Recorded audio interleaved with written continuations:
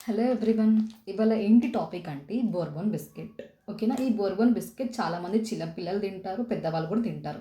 ఒక్కసారి ఇందులో ఏమేమి ఇంగ్రీడియంట్స్ ఉంటున్నాయో చూద్దాం. ఓకేనా? ఇందులో ఫస్ట్ వన్ వచ్చేసి రిఫైన్డ్ వీట్ ఫ్లోర్ అంటే మైదా, షుగర్. సెకండ్ షుగర్ ఎంత ఉంది అంటే 39.0 గ్రామ్స్, అంటే 39 గ్రామ్స్ ఆఫ్ షుగర్ ఉంది. ఇంకోటి పామ్ ఆయిల్ ఉంది. కలర్స్ కూడా యాడ్ చేశారు, మిల్క్ సాలిడ్స్ ఇవన్నీ యాడ్ చేశారు. 39 గ్రామ్స్ ఆఫ్ షుగర్. దీనివల్ల పిల్లల బాడీలో అయినా మన బాడీలో అయినా బ్లడ్లో షుగర్ లెవెల్స్ ఇంక్రీజ్ అవుతుంది. దానివల్ల లైక్ డయాబెటిక్ వచ్చే ఛాన్సెస్ ఉంది. అండ్ సెకండ్ మైదా, ఎక్సెసివ్ మైదా, చాలా మైదా ఉండడం వల్ల పిల్లల డైజెస్టివ్ సిస్టమ్ ఏదైతే ఉందో అది ఖరాబ్ అయిపోతుంది. ఓకేనా? మీ గట్ హెల్త్ అనేది ఖరాబ్ అయిపోతుంది. నెక్స్ట్ పామ్ ఆయిల్ వల్ల మన బాడీలో మన బ్లడ్లో బ్యాడ్ కొలెస్ట్రాల్ ఇంక్రీజ్ అవుతుంది. ఓకే. ఇంకొకటి ఏంటంటే కలరింగ్ ఏజెంట్స్, అంటే కలర్స్ మిక్స్ చేస్తారు ఇందులో. ఎందుకంటే ఈ క్రీమ్ అనేది లైక్ ఈ కలర్‌లో రావడానికి ఈ కలర్స్ వల్ల చాలా డిఫెక్ట్ అండి.